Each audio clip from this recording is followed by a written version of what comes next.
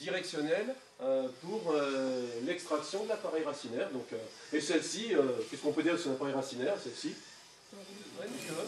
De solution.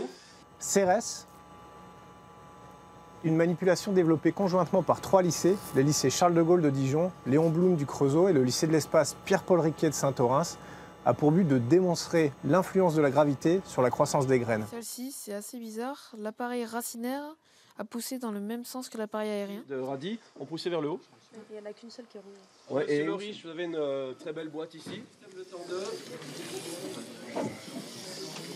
Ça nous permet de découvrir certaines choses et ça nous rend un peu plus curieux. Et surtout, par exemple, on a rencontré Thomas Pesquet, ce qui était un événement formidable.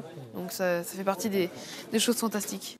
On la montre à tous déjà. Qu'est-ce que vous pensez du travail d'Anaïs? A-t-elle été une bonne scientifique dans son suivi du protocole? Il y a beaucoup de différences, notamment le fait que l'appareil racinaire ne se dirige pas vers le bas, mais dans des directions complètement aléatoires. C'est sûr que ça suscite presque autant de questions que de réponses.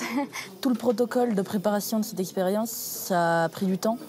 Et je ne pensais pas que c'était si compliqué. Là, l'élève et les profs sont dans une sorte de démarche fusionnelle vers quelque chose d'inconnu, de surprenant. C'est ça, les sciences. Un peu dans l'affaire.